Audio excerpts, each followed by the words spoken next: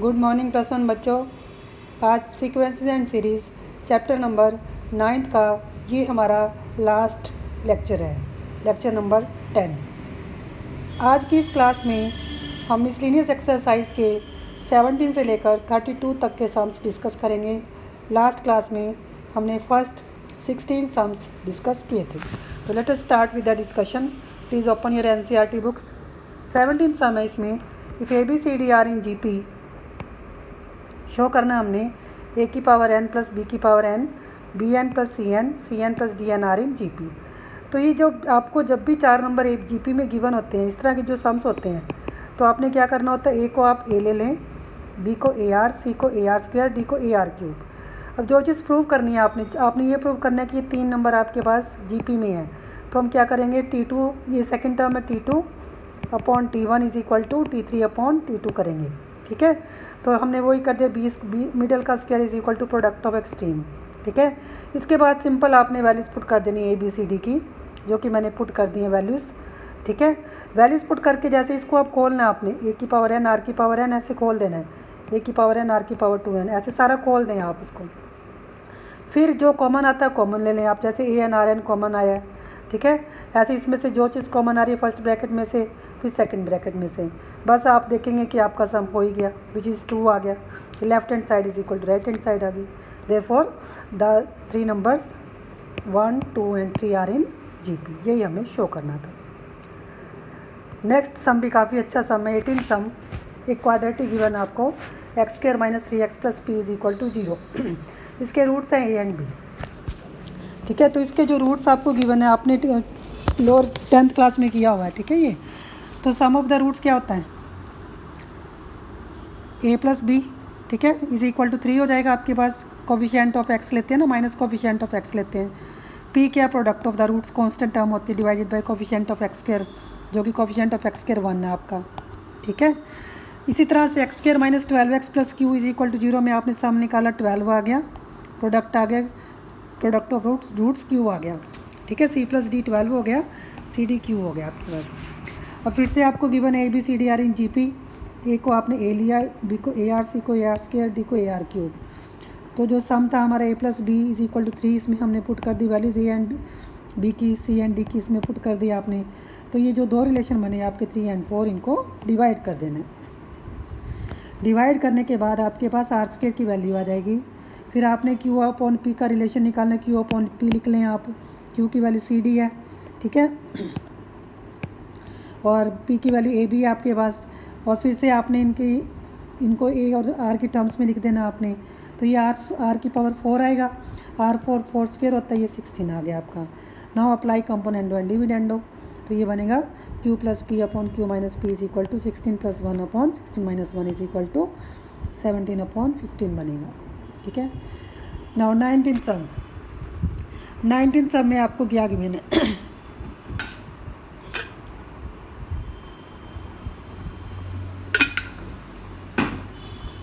19 सम में हमें गिवन है अरिथमेटिक एंड ज्योमेट्रिक मीन का जो रेशियो है वो आपके पास m/n है। अरिथमेटिक मीन क्या होता है, a plus B by 2, geometric mean under root AB। ठीक है, तो वो मैंने लिख दिया हुआ है। इसको आपने कंपोनेंडो डिविडेंडो लगाना है। ठीक है, तो ये जो ऊपर बनेगा रूट a प्लस बी का स्क्वायर, नीचे बनेगा रूट a माइनस बी का स्क्वायर। राइट में आप देख ही रहे हैं m plus n upon m minus n। फिर टेकिंग स्क्वायर रूट, तो राइट हैंड साइड में स्क्वायर रूट आ जाएगा और ये कैंसिल। ठीक है, यहाँ पर root a plus root b upon root a minus root b। फिर से c एंड d लगाया आपने। ठीक है, सॉल्व करके आपके पास root a upon root b आ जाएगा। अब आपने स्क्वेयरिंग करना है, सिंपली स्क्वेयरिंग बोथ साइड्स, तो आपका आंसर आ जाएगा बस। ठीक है, इस तरह से करना है। नाउ 20th सम। 20th सम में जो गिवन है वो लिखते जाएँ आप। आपको गिवन है ABC आर इन AP, तो आपने लिखा AB two B is equal to A plus C। BCD are in GP, तो मिडल का square C square is equal to BD हो गया। 1 upon C, 1 upon D, 1 upon E are in AP है, तो उसका रिजल्ट लगाया और इसको सिंप्लीफाई कर लिया आपने सारा। शो करना है A C and E are in GP, तो C square is equal to AE show करना है। मतलब आप इसमें देख रहे हो A C एंड E में B एंड D को एलिमिनेट करना है आपने।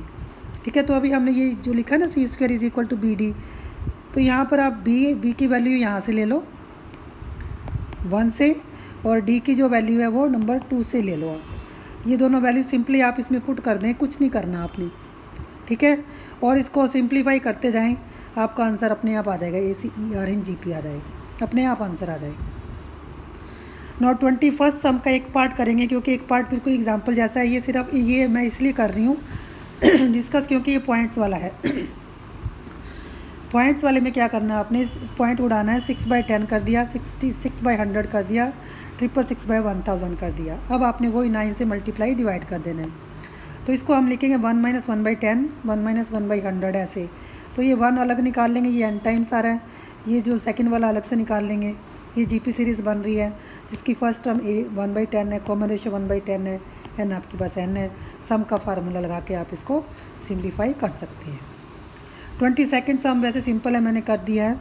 ये सम आपको मेथड ऑफ डिफरेंस 9.4 में मैंने आपको कराया था। तो सबसे पहले हमने 2, 4 की TN निकालनी है, वो जो कि 2n होगी,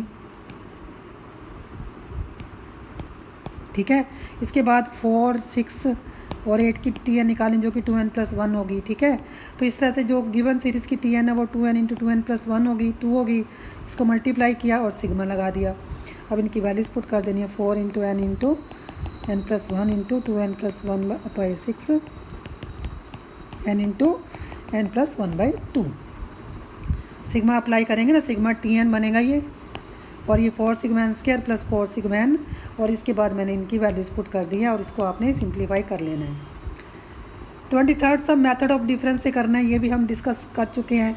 इसमें क्या करना है, जो SN लिखा हुआ है आपने उसको एक टर्म छोड़ के लिख देना है, फिर दोनों को सब्ट्रैक्ट कर देना है, इन दोनों को। तो ये TN की जो वैल्यू आपने निकालनी है, ठीक है। तो ये 3 को छोड़ के बाकी जो टर्म्स है AP सीरीज़ में आ रही हैं, और ये n - 1 नंबर ऑफ़ टर्म्स हैं। यहाँ सम का फार्मूला लगाया, तो इस तरह से ये आ गया आपके पास। इसके बाद आप इसको सॉल्व कर लें। 3 + 4n + n square - 2n - 4 - n + 2, ठीक है। अब इसको इकट्ठा कर दें आप सारा, तो ये बनेगा n स्क्वायर + n, ठीक है, और -4 + 1 आ जाएगा आपके पास, ठीक है।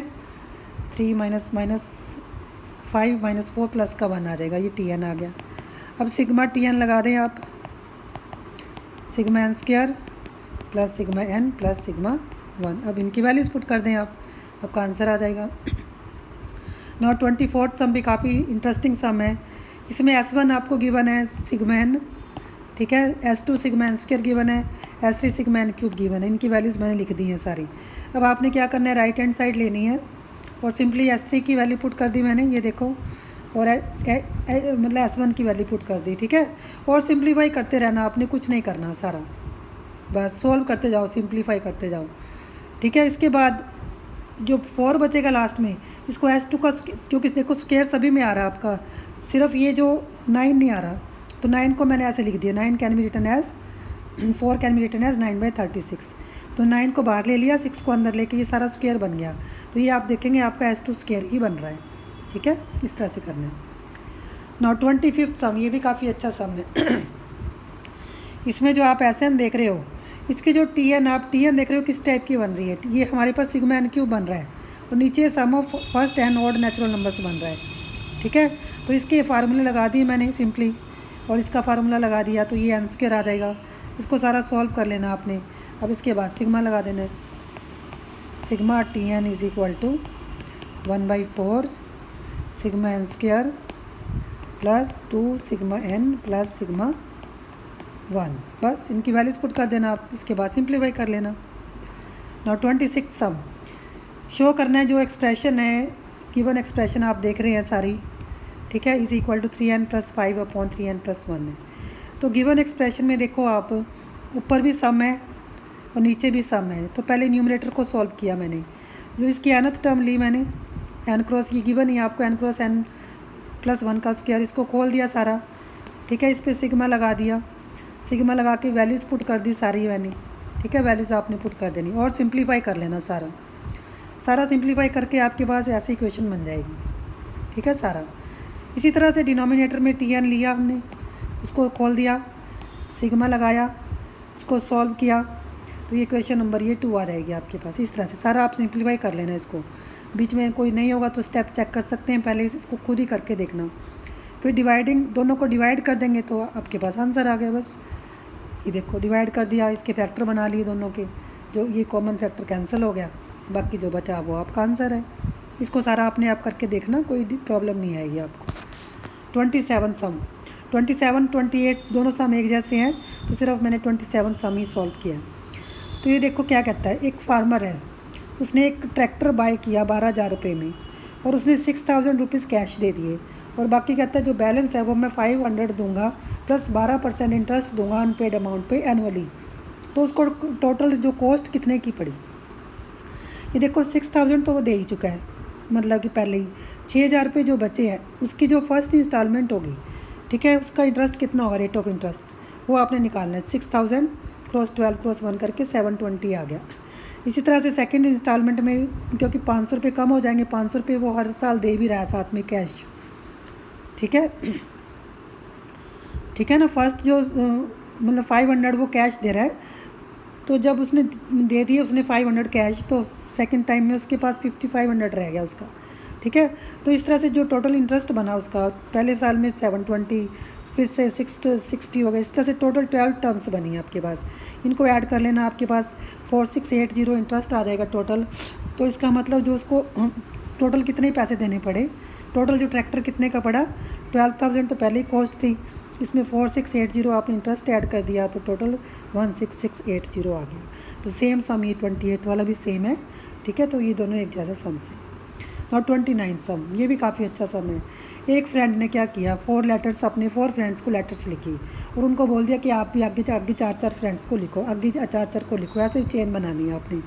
तो कहता है जब 8th सेट होगा तब कितने लेटर्स टोटल पोस्ट हो चुके होंगे, ये बताना। तो ये क्लियरली जीपी सीरीज़ बन रही है आपके पास, 4 + 4 स्क्वायर + 4 क्यूब।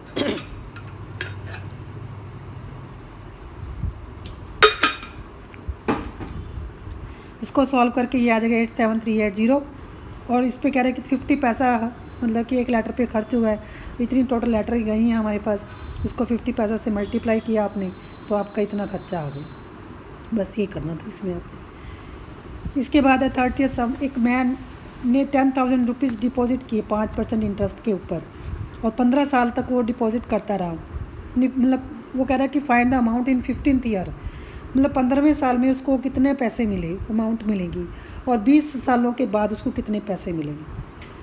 तो जैसे आप 10th क्लास में, छोटी क्लास में करते आ रहे थे, प्रिंसिपल आपको 10,000 है, रेट ऑफ इंटरेस्ट 5% है, तो 500 इंटरेस्ट बना फर्स्ट ईयर का। तो जो उसका मतलब कि फर्स्ट ईयर के एंड में उसको 10,500 रुपये मिले, ठीक है। तो इसका मतलब कॉमन डिफरेंस 500 आ रहा है। 15वें साल में कितने मिलेंगे, मतलब 14 सालों में उसके पास कितना अमाउंट होगा, ये हमें बताना है, ठीक है। तो इसमें आप TN का फार्मूला लगाते हो, मतलब 314 निकालना आपने, कितना पैसा हो गया उसके पास। तो इसमें जो A आपका 10,500 है, ठीक है, और कॉमन डिफरेंस आपका था 500, D N आपका 14 था, N - 1 13 हो जाएगा। इसको सॉल्व करके 17,000 रुपये आ गया आपके पास। और at the end of 20 years का मतलब T20 निकालना बस आपने, बाकी सारा कुछ गिवन नहीं है आपको। तो ये सम्स कोई मुश्किल नहीं होते, थोड़ा सा स्टेटमेंट को समझना ही होता है आपको। अब जो लास्ट सम है इसका 31 सम है जो इसका, वो कह रहे हैं कि एक manufacturer reckons that the value of a machine which cost 15625 depreciate हो रही है हर साल 20% पे, उसकी जो वैल्यू कम हो रही है, तो 5 सालों के बाद इसकी वैल्यू कितनी रह जाएगी। तो आपको पता है कि जब वैल्यू कम होगी तो हम उसमें से प्रिंसिपल में से माइनस करेंगे, 20% इंटरेस्ट है, तो ये 1 - 50 1562 - 25 × 1 - 220/100, ये आप छोटी क्लास में करते आए हैं। अदरवाइज़ वैसे भी आप जैसे मैंने ऊपर निकाला था वैसे निकाल के माइनस कर सकते हैं। तो ये क्रॉस 4/5 आ गया। सेकेंड ईयर में अब इसमें से ये प्रिंसिपल बन गया आपका, इसमें से फिर से कम होगी वैल्यू, तो इसको ऐसे करना आप, ठीक है। तो ये 4/5 का स्क्वायर हो जाएगा। तो फिफ्थ में कितना हो जाएगा, यहाँ पर 4/5 की पावर 5 हो जाएगी। इसको सॉल्व कर लेना है, 5120 आ जाएगा आपके पास, ठीक है। नेक्स्ट है last sum, 150 workers were engage to find a job in a certain number of 4 days. कहते 4 जो वर्कर हैं, सेकेंड डे पे 4 वर्कर कम हो गए, फिर कम हो गए 4 ऐसे कम हो गए। कहते यदि हमें 8 मोर डेज चाहिए काम ख़त्म करने के लिए, तो कितने नंबर ऑफ डेज थे in which the work was completed. तो सपोज़ हमारे पास नंबर ऑफ़ वर्कर्स जो से हैं, जो सा हमारा काम जो सा एक दिन में ख़त्म होना था, क्योंकि 150 वर्कर्स थे, मान लो n हमारे पास डेज़ थे, ठीक है। तो हमारा जो काम एक दिन का था 150 n हो गया, ठीक है। बट क्योंकि 4 वर्कर कम हो रहे हैं आपके पास, तो 150 हो गया, फिर 146 हो गया। तो इस तरह से हमारे पास जो 8 डेज़ हमें और लगाने पड़े, ठीक है। तो नंबर ऑफ़ टर्म्स पहले n थी जैसे हमारे पास, तो n+8 होगी। तो टोटल कितना था एक्चुअली में 150 n। बस यही आपका इस सम का फार्मूला लगा दें इसमें। n+8 टर्म्स हैं, फर्स्ट टर्म 150 है, कॉमन डिफरेंस -4 है, उसको सॉल्व करके n की वैल्यू 17 आ जाएगी। तो 17+8 करेंगे तो 25 डेज़ में आपका ये काम ख़त्म होगा, ठीक है। तो ये थी हमारी सीक्वेंसेस एंड सीरीज़ की मिसलेनियस एक्सरसाइज। इसको एक बार फिर से आप करके देख लेना। कोई डाउट्स हो तो मेरे को कमेंट बॉक्स में लिख के पूछ सकते हैं। Thank you very much.